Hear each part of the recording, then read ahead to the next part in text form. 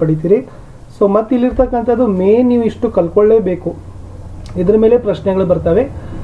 Already ಎಲ್ಲ ವಿಷಯಗಳಲ್ಲಿನೂ ಕೂಡ ಇದೇ ಥರದ ವಿಡಿಯೋಗಳಿದ್ದಾವೆ. ಸೊ ದಯಮಾಡಿ ಲೈಕ್, ಶೇರ್ ಹಾಗೂ ಸಬ್ಸ್ಕ್ರೈಬ್ ಮಾಡೋದನ್ನು ಮಾತ್ರ ಮರೆಯದಿರಿ.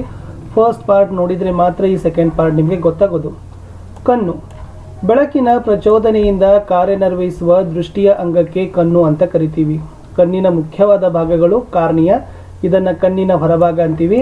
ಕಣ್ಣಿನ ಮುಂಭಾಗದಲ್ಲಿರುವ ಪಾರದರ್ಶಕ ಪೊರೆಯೇ ಕಾರ್ನಿಯ. ಇನ್ನೆರಡನೇದು ಕೊರೈಡ್, ಇದು ಕಣ್ಣಿನ ಮಧ್ಯಭಾಗ, ಇದು ಅಧಿಕ ರಕ್ತನಾಳ ಮತ್ತು ನರಗಳನ್ನು ಹೊಂದಿರ್ತದೆ. ಇನ್ನು ರೆಟಿನಾ, ಇದು ಕಣ್ಣಿನ ಒಳಭಾಗ, ಬಿಂಬಗಳನ್ನು ಸ್ವೀಕರಿಸ್ತದೆ, ರಾಡ್ಸ್ ಮತ್ತು ಕೋನ್ ಅಂತಕ್ಕಂಥ ಕೋಶಗಳನ್ನು ಹೊಂದಿರ್ತದೆ. ಇನ್ನು ಐರಿಸ್ ಅಂದರೆ ಕಣ್ಣಿನ ಪಾಪೆಯ ಗಾತ್ರವನ್ನು ನಿಯಂತ್ರಣ ಮಾಡ್ತದೆ, ಇದನ್ನು ವರ್ಣಪಟಲ ಅಂತೀವಿ. ಕಣ್ಣಿನ ಬಣ್ಣಕ್ಕೆ ಕಾರಣವೇ ಐರಿಸ್. ಕಣ್ಣಿನ ಪಾಪೆ ಬೆಳಕು ಹಾದು ಹೋಗುವ ಚಿಕ್ಕ ರಂಧ್ರ. ಕಣ್ಣಿನ ಮಸೂರ ಅಂದ್ರೆ ಪೀನ ಮಸೂರ ಬಿಂಬಗಳನ್ನು ರೆಟಿನಾದ ಮೇಲೆ ಕೇಂದ್ರೀಕರಣವನ್ನು ಮಾಡ್ತದೆ. ಇನ್ನು ಕಣ್ಣಿನ ಹೊಂದಾಣಿಕೆ ಸಾಮರ್ಥ್ಯ ಅಂದರೆ ಏನು ಅಂತ ಒಂದು ಪ್ರಶ್ನೆ ಬರ್ತದೆ. ಅಂದರೆ ಸಂಗಮ ದೂರವನ್ನು ಹೊಂದಾಣಿಕೆ ಮಾಡುವ ಕಣ್ಣಿನ ಮಸೂರದ ಸಾಮರ್ಥ್ಯಕ್ಕೆ ಕಣ್ಣಿನ ಹೊಂದಾಣಿಕೆ ಅಂತ ಕರಿತೀವಿ. ಇಲ್ಲಿ ಸ್ಪಷ್ಟ ದೃಷ್ಟಿಯ ಕನಿಷ್ಠ ಬಿಂದು ಅಂತ ಕೇಳಿದರೆ 25 ಸೆಂಟಿಮೀಟರ್ ನೆನಪಿಟ್ಕೊಡ್ರಿ. ಸ್ಪಷ್ಟ ದೃಷ್ಟಿಯ ದೂರ ಬಿಂದು ಯಾವುದಪ್ಪ ಅಂದ್ರೆ ಅದು ಅನಂತ ದೂರ ಅಂತಕ್ಕಂಥದ್ದು ಇಂಪಾರ್ಟೆಂಟ್. ಇನ್ನು ಕಣ್ಣಿನ ದೋಷಗಳು ಮುಖ್ಯವಾಗಿ 4 ಪ್ರಕಾರದ ದೋಷಗಳಿದಾವೆ. ಪ್ರತಿಯೊಂದರ ಅರ್ಥ, ಕಾರಣ ಮತ್ತು ಪರಿಹಾರಗಳನ್ನು ನೋಡೋಣ. ಕ್ವಶನ್ಸ್ ಬಹಳ ಬರ್ತಾವೆ. ಸಮೀಪ ದೃಷ್ಟಿ ದೋಷಕ್ಕೆ ಮಯೋಫಿಯಾ ಅಂತ ಇಂಗ್ಲಿಷ್ನಲ್ಲಿ ಕರೀತಾರೆ. ಸಮೀಪದ ವಸ್ತುಗಳು ಸ್ಪಷ್ಟವಾಗಿ ಕಾಣ್ತವೆ, ದೂರದ ವಸ್ತುಗಳು ಕಾಣೋದಿಲ್ಲ. ಇದಕ್ಕೆ ಕಾರಣ ಕಣ್ಣುಗುಡ್ಡೆಗಳು ಸಹಜ ಸ್ಥಿತಿಗಿಂತ ಉದ್ದ, ಕಣ್ಣಿನ ಮಸೂರದ ವಿಪರೀತ ವಕ್ರತೆಯೇ ಕಾರಣ. ಪರಿಹಾರ, ನಿಮ್ನ ಮಸೂರವನ್ನು ಬಳಸೋದ್ರಿಂದ ನಾವು ಸಮೀಪ ದೃಷ್ಟಿ ದೋಷ ನಿವಾರಣೆ ಮಾಡಬಹುದು.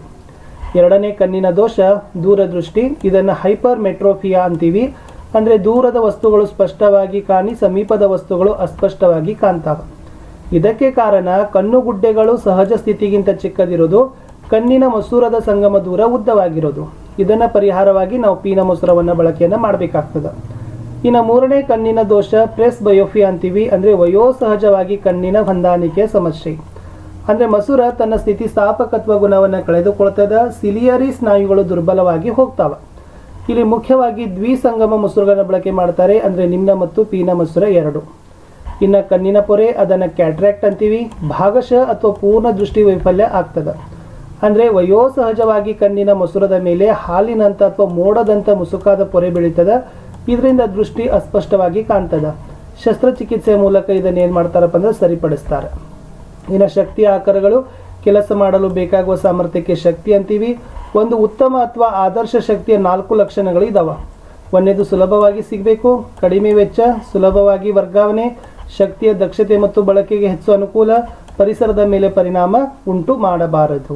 ಹಾಗಾದ್ರೆ ಶಕ್ತಿಯ ಆಕಾರದಲ್ಲಿ 2 ವಿಧಗಳು, ಒಂದು ಸಾಂಪ್ರದಾಯಿಕ, ಇನ್ನೊಂದು ಅಸಾಂಪ್ರದಾಯಿಕ ಶಕ್ತಿಯ ಆಕಾರಗಳು. ನಿಮಗೆ ಪಳೆಯುಳಿಕೆ ಇಂಧನಗಳು ಅಂತ ಒಂದು ಪ್ರಶ್ನೆ ಬರ್ತದೆ. ಅಂದರೆ ಭೂಮಿಯ ತೊಗಟೆಯಲ್ಲಿ ಸಂಗ್ರಹಗೊಂಡ ಸತ್ತಸಸ್ಯ ಮತ್ತು ಪ್ರಾಣಿಗಳ ದೇಹದಿಂದ ಉಂಟಾದ ಕಲ್ಲಿದ್ದಲು ಮತ್ತು ಪೆಟ್ರೋಲಿಯಂ ಇಂಧನಗಳನ್ನು ಪಳೆಯುಳಿಕೆ ಇಂಧನಗಳು ಅಂತ ಕರಿತೀವಿ. ಓಕೆನಾ. ಇದರ ಅನುಕೂಲ ಅಂದ್ರೆ ಉಷ್ಣ ವಿದ್ಯುತ್ ಸ್ಥಾವರದಲ್ಲಿ ಇಂಧನವಾಗಿ ಬಳಸ್ತೀವಿ. LPG ಮತ್ತು CNGಗಾಗಿ ಇದನ್ನು ಬಳಸ್ತೀವಿ. ಇದರ ಅನಾನುಕೂಲದಂದ್ರೆ ಬಳಸಿದಂತೆ ಇವುಗಳು ಕಡಿಮೆ ಆಗ್ತವ, ಪರಿಸರ ಮಾಲಿನ್ಯವನ್ನು ಉಂಟು ಮಾಡ್ತವ ಪಳೆಯುಳಿಕೆ ಇಂಧನಗಳು. ಇನ್ನು ಜಲ ವಿದ್ಯುತ್ ಶಕ್ತಿ ಅನ್ನೋದು ಮೋಸ್ಟ್ ಇಂಪಾರ್ಟೆಂಟ್. ಅಂದರೆ ನೀರಿನ ಪ್ರಚನ್ನ ಮತ್ತು ಚಲನ ಶಕ್ತಿಯಿಂದ ವಿದ್ಯುತ್ ಶಕ್ತಿಯ ಉತ್ಪಾದನೆಯನ್ನು ನಾವೇನಂತೀವಪ್ಪ ಅಂದರೆ ಜಲ ವಿದ್ಯುತ್ ಶಕ್ತಿ ಅಂತ ಕರಿತೀವಿ. ಅನುಕೂಲ, ಇದು ಪರಿಸರ ಮಾಲಿನ್ಯ ಉಂಟು ಮಾಡೋದಿಲ್ಲ. ನೀರು ನವೀಕರಿಸಬಹುದಾದ ಸಂಪನ್ಮೂಲ, ಇದು ಉಚಿತವಾಗಿಯೇ ಸಿಗ್ತದ. ಬಟ್ ಅನಾನುಕೂಲ ಏನಪ್ಪ ಅಂದರೆ ನೀರನ್ನು ಸಂಗ್ರಹ ಮಾಡೋದ್ರಿಂದ ಪರಿಸರ ಮತ್ತು ಜೀವ ವೈವಿಧ್ಯತೆ ಮೇಲೆ ಅಸಮತೋಲನ. ಆಮೇಲೆ ಆಣೆಕಟ್ಟುಗಳ ನಿರ್ಮಾಣದಿಂದ ಕೃಷಿ ಭೂಮಿ ಜಲಾವೃತವಾಗ್ತವೆ, ಕಾಡುಗಳು ನಾಶವಾಗ್ತವೆ. ಇನ್ನು ನೆಕ್ಸ್ಟ್ ಜೈವಿಕ ಅನಿಲ ಶಕ್ತಿ, ಅದನ್ನು ಬಯೋಗ್ಯಾಸ್ ಅಂತ ಕರಿತೀವಿ. ಅಂದರೆ ಸಸ್ಯ ಮತ್ತು ಪ್ರಾಣಿಗಳ ತ್ಯಾಜ್ಯದಿಂದ ಇಂಧನ ಶಕ್ತಿ ಮತ್ತು ವಿದ್ಯುತ್ ಶಕ್ತಿಯ ಉತ್ಪಾದನೆಯನ್ನು ಜೈವಿಕ ಶಕ್ತಿ ಅಂತೀವಿ. ಇದರ ಅನುಕೂಲಗಳೇನಪ್ಪ ಅಂದ್ರೆ ಇದು 75% ಮೀಥೇನ್ ಹೊಂದಿರ್ತದೆ. ಸೊ ಹೊಗೆ ಬಿಡದೆ ಸಂಪೂರ್ಣವಾಗಿ ದಹಿಸ್ತದ. ಆಮೇಲೆ ಈ ಜೈವಿಕ ಅನಿಲದ ಉತ್ಪಾದನೆಯ ನಂತರ ಉಳಿದ ತ್ಯಾಜ್ಯವನ್ನು ಕೃಷಿ ಭೂಮಿಗೆ ಗೊಬ್ಬರವಾಗಿ ಬಳಸ್ತೀವಿ. ಇನ್ನು ಜೈವಿಕ ಅನಿಲದ ಘಟಕಗಳ ಪ್ರಧಾನ ಘಟಕ ಮೀಥೇನ್, CH4 ಅಂತೀವಿ. CO2, H2 ಮತ್ತು H2S ಕೂಡ ಜೈವಿಕ ಅನಿಲದ ಘಟಕಗಳೇ. ಇಲ್ಲಿ ಬಗ್ಗಡ ಅಥವಾ ಸ್ಲರಿ ಅಂದರೆ ದನಗಳ ಸಗಣಿ ಮತ್ತು ನೀರಿನ ಮಿಶ್ರಣಕ್ಕೆ ಬಗ್ಗಡ ಅಥವಾ ಸ್ಲರಿ ಅಂತ ಕರಿತೀವಿ. ಮುಂದೆ ಬರೋದೇ ಪವನ ಶಕ್ತಿ. ಅಂದರೆ ಗಾಳಿ ಅಥವಾ ಮಾರುತಗಳ ಚಲನ ಶಕ್ತಿಯಿಂದ ವಿದ್ಯುತ್ ಶಕ್ತಿ ಉತ್ಪಾದನೆಯನ್ನು ಪವನ ಶಕ್ತಿ ಅಂತೀವಿ. ಅಂದ್ರೆ 15 ಕಿಲೋಮೀಟರ್ ಪರ್ ಗಂಟೆಗೆ ವೇಗವಾಗಿ ಬೀಸೋ ಗಾಳಿ ಚಲನಶಕ್ತಿಯಿಂದ ಗಾಳಿ ಯಂತ್ರಗಳು ತಿರುಗ್ತವ, ವಿದ್ಯುತ್ ಚನಕಗಳ ಮೂಲಕ ವಿದ್ಯುತ್ ಶಕ್ತಿಯನ್ನು ಸಂಗ್ರಹಿಸ್ತೀವಿ. ಇದರ ಅನುಕೂಲ ಅಂದರೆ ಇದು ಕೂಡ ಪರಿಸರ ಮಾಲಿನ್ಯ ಉಂಟು ಮಾಡೋದಿಲ್ಲ. ಆಮೇಲೆ ಗಾಳಿ ಸಹಿತ ನವೀಕರಿಸಬಹುದಾದ ಸಂಪನ್ಮೂಲ. ಆಮೇಲೆ ಫಾಸಿಲ್ ಇಂಧನಗಳಿಗೆ ಪರ್ಯಾಯವಾಗಿ ನಾವು ಇದನ್ನು ಬಳಸ್ಬೋದು. ಬಟ್ ಇದರ ಅನಾನುಕೂಲ ಅಂದರೆ ಗಾಳಿ ಯಂತ್ರಗಳ ಸ್ಥಾಪನೆಗೆ ಎತ್ತರದ ಸ್ಥಳಗಳ ಬೇಕು. ಅಂದರೆ ಅಲ್ಲಿ ಗಾಳಿ 15 ಕಿಲೋಮೀಟರ್ ಪರ್ ಗಂಟೆಗೆ ವೇಗವಾಗಿ ಬೀಸಲೇಬೇಕು. ಮುಂದೆ ಇದನ್ನು ಸ್ಥಾಪನೆ ಮಾಡಬೇಕಾದ್ರೆ ಮತ್ತೆ ನಿರ್ವಹಣೆ ಮಾಡೋದು ತುಂಬಾ ಕಷ್ಟ ಇದೆ, ಯಾವುದು ಪವನ ಶಕ್ತಿಗಳ ಸ್ಥಾಪನೆಯ ಕೇಂದ್ರದಿಂದ. ಇನ್ನು ಸೌರಶಕ್ತಿಗೆ ಹೋಗೋಣ. ಬೆಳಕು ಹಾಗೂ ಉಷ್ಣದ ರೂಪದಲ್ಲಿ ಸೂರ್ಯನಿಂದ ಬಿಡುಗಡೆಯಾಗುವ ವಿಕಿರಣ ಶಕ್ತಿಯನ್ನು ಸೌರಶಕ್ತಿ ಅಂತ ಕರಿತೀವಿ. ಸೋಲಾರ್ ಕುಕ್ಕರ್ ಸೌರಶಕ್ತಿಯನ್ನು ಉಷ್ಣಶಕ್ತಿಯಾಗಿ ಪರಿವರ್ತಿಸೋ ಸಾಧನ. ಇಲ್ಲಿ ಆಹಾರವನ್ನು ತಯಾರಿಸಲಿಕ್ಕೆ ಅಂದರೆ ಆಹಾರವನ್ನು ಬೇಯಿಸಲಿಕ್ಕೆ ಮತ್ತು ಆಹಾರಗಳನ್ನು ಧಾನ್ಯಗಳನ್ನು ಒಣಗಿಸಲಿಕ್ಕೆ ಕುಕ್ಕರ್ಗಳನ್ನು ಬಳಸ್ತೀವಿ. ಸೌರಕೋಶ ಸೌರಶಕ್ತಿಯನ್ನು ವಿದ್ಯುತ್ ಶಕ್ತಿಯಾಗಿ ಪರಿವರ್ತಿಸೋ ಸಾಧನವೇ ಸೌರಕೋಶ. ಅಂದರೆ ಹೆಚ್ಚಿನ ವಿದ್ಯುತ್ ಪಡೀಲಿಕ್ಕೆ ಸೌರಕೋಶಗಳನ್ನು ಸೌರ ಪೆನಲ್ಗೆ ಹಾಕ್ತಾರೆ. ಆ ಉಪಯೋಗ ಅಂದರೆ ಮನೆಗಳಲ್ಲಿ ಮತ್ತು ಬೀದಿಗಳಲ್ಲಿ ವಿದ್ಯುತ್ ಶಕ್ತಿಯ ಆಕರ, ಟ್ರಾಫಿಕ್ಗಳಲ್ಲಿ ಸಂಜ್ಞಾದೀಪ, ಉಪಗ್ರಹಗಳಲ್ಲಿ ಮತ್ತು ವಿಕೇಂದ್ರಿತ ವ್ಯವಸ್ಥೆಗಳಲ್ಲಿ ಇದನ್ನು ಬಳಸ್ತೀವಿ. ಅನಾನುಕೂಲ ಅಂದರೆ ಎಲ್ಲ ಸ್ಥಳಗಳಲ್ಲಿ ಏಕರೂಪವಿಲ್ಲ, ಮೋಡ ಮತ್ತು ರಾತ್ರಿಯ ವೇಳೆ ಇದು ಉಪಯೋಗಕ್ಕೆ ಬರೋದಿಲ್ಲ ಸೌರಕೋಶ. ಇನ್ನು ಭೂಗರ್ಭ ಅಥವಾ ಉಷ್ಣಶಕ್ತಿ ಅಂತಾರೆ ನೋಡಿ. ಭೂಗರ್ಭ ಪ್ರಕ್ರಿಯೆಗಳಿಂದ ಉಂಟಾದ ದ್ರವಿತ ಶಿಲಾಫಾಕವು ಮೇಲ್ಮುಖವಾಗಿ ತರಳಲ್ಪಟ್ಟು ಉಷ್ಣತಾನ ಅಥವಾ ಉಷ್ಣ ಬುಗ್ಗೆಗಳು ಆಗ್ತವೆ. ಇದರಿಂದ ಹೊರಬರ್ತಕ್ಕಂಥ ಆವಿಯನ್ನು ಕೊಳವೆಯ ಮೂಲಕ ಟರ್ಬೈನ್ಗೆ ಹಾಯಿಸಿ ವಿದ್ಯುತ್ ಪಡಿತಕ್ಕಂಥ ವಿಧಾನಕ್ಕೇನೆ ಭೂಗರ್ಭ ಉಷ್ಣಶಕ್ತಿ ಅಂತ ಕರೀತಾರೆ. ಇದರ ಅನುಕೂಲಗಳು ಏನಪ್ಪ ಅಂದ್ರೆ ಇದು ನವೀಕರಿಸಬಹುದಾದ ಸಂಪನ್ಮೂಲ ಮತ್ತು ಫಾಸಿಲ್ ಇಂಧನಗಳಿಗೆ ಪರ್ಯಾಯವಾಗಿ ಬಳಸ್ತೀವಿ. ಅನಾನುಕೂಲ ಉಷ್ಣ ಬುಗ್ಗೆಗಳು ಲಭ್ಯತೆ ತೀರಾ ಕಡಿಮೆನೇ ಆಗ್ತದೆ.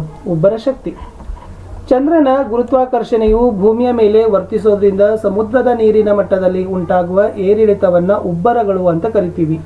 ಈ ಸಮುದ್ರದ ಉಬ್ಬರದಿಂದ ಟರ್ಬೈನ್ ತಿರುಗಿ ವಿದ್ಯುತ್ ಶಕ್ತಿಯನ್ನು ಪಡೆಯುವ ವಿಧಾನಕ್ಕೇನೆ ಉಬ್ಬರ ಶಕ್ತಿ ಅಂತ ಕರಿತೀವಿ. ನೆಕ್ಸ್ಟ್ ಅಲೆಗಳ ಶಕ್ತಿ.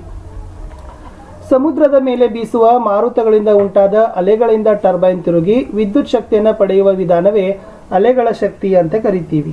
ಇನ್ನು ನೆಕ್ಸ್ಟ್ ಇರೋದೇ ಸಾಗರ ಉಷ್ಣ ಶಕ್ತಿ.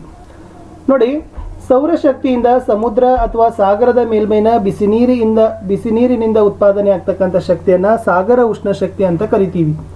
ಇಲ್ಲಿ ಪರಮಾಣು ಅಥವಾ ನ್ಯೂಕ್ಲಿಯರ್ ಶಕ್ತಿ ಅಂತ ಬರ್ತದೆ.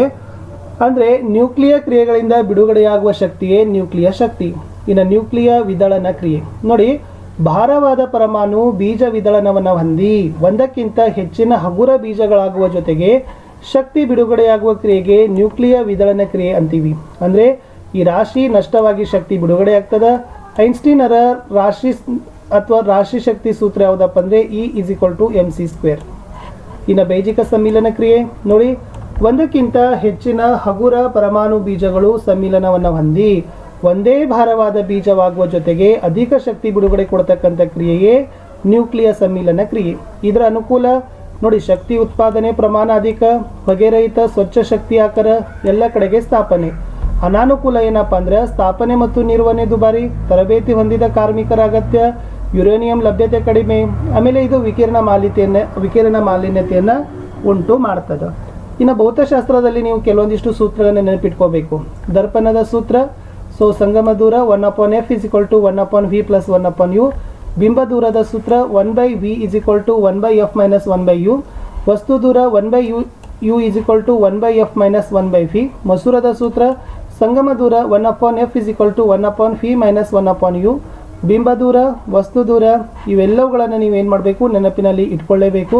ವರ್ಧನೆ, ಬಿಂಬದ ಎತ್ತರ ಮತ್ತು ವಸ್ತುವಿನ ಎತ್ತರಗಳ ಅನುಪಾತಕ್ಕೆ ವರ್ಧನೆ ಅಂತೀವಿ. ಬಿಂಬ ವರ್ಧನೆ = ಬಿಂಬದ ಎತ್ತರ / ವಸ್ತುವಿನ ಎತ್ತರ. ಇನ್ನು ದರ್ಪಣದ ವರ್ಧನೆ, ಸೊ ಅದರ ಸೂತ್ರ ಪ್ರತಿಬಿಂಬದ ಎತ್ತರ. ಮಸೂರದ ವರ್ಧನೆಗಳನ್ನು ನೋಡ್ಕೊಡ್ರಿ, ಇದು ಬಹಳ ಸರಿನೂ ಕೂಡ ಕೇಳಿದ್ದಾರೆ. ಇನ್ನು ಮಸೂರದ ಸಾಮರ್ಥ್ಯ ನೋಡಿ, ಮಸೂರದ ಸಾಮರ್ಥ್ಯವು ಅದರ ಸಂಗಮ ದೂರಕ್ಕೆ ವಿಲೋಮಾನುಪಾತದಲ್ಲಿರುತ್ತದೆ. ಸಾಮರ್ಥ್ಯ P = 1/f. ಮಸೂರದ ಸಾಮರ್ಥ್ಯವನ್ನು ಡಯಾಪ್ಟರ್ D ನಲ್ಲಿ ಅಳಿತಾರೆ. ಅಂದರೆ 1 ಮೀಟರ್ ಸಂಗಮ ದೂರವನ್ನು ಹೊಂದಿರುವ ಮಸೂರದ ಸಾಮರ್ಥ್ಯವೇ 1 ಡಯಾಪ್ಟರ್. 1 ಡಯಾಪ್ಟರ್ D = 1m - 1 ಅಂತ ಹೇಳ್ತಾರೆ.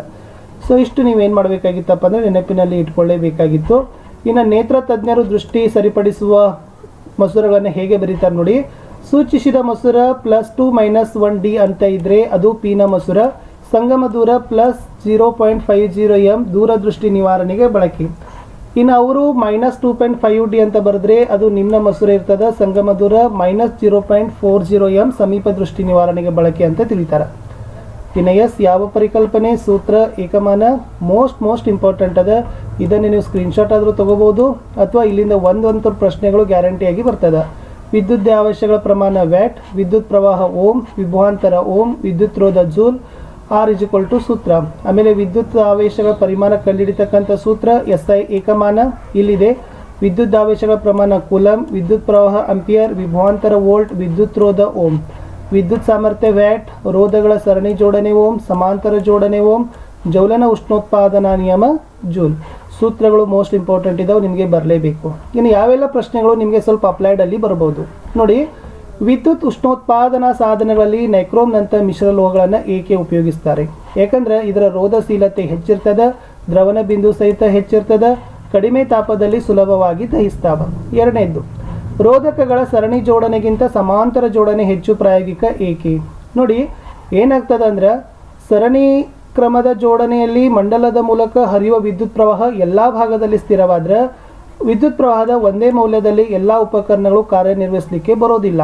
ಆದರೆ ಸಮಾಂತರ ಜೋಡಣೆಯಲ್ಲಿ ಏನಾಗಿರ್ತದಪ್ಪ ಅಂತಂದ್ರೆ ಈ ತೊಂದರೆ ಇರೋದಿಲ್ಲ. ಅಂದ್ರೆ ರೋಧ ಕಡಿಮೆಯಾಗಿ ವಿದ್ಯುತ್ ಪ್ರವಾಹ ಗರಿಷ್ಠ ಪ್ರಮಾಣದಲ್ಲಿ ಅದು ಹರಿತದೆ. ಇನ್ನು ಸೊಲೆನೈಡ್ ಮೇಲೆ ಕ್ವಶನ್ಸ್ ಬಹಳ ಬರ್ತಾವೆ. ವಿದ್ಯುತ್ ಪ್ರವಾಹದಿಂದ ಸೊಲೆನೈಡ್ನಲ್ಲಿ ಉಂಟಾದ ಕಾಂತಕ್ಷೇತ್ರದ ಲಕ್ಷಣಗಳನ್ನು ಪಟ್ಟಿ ಮಾಡಿ.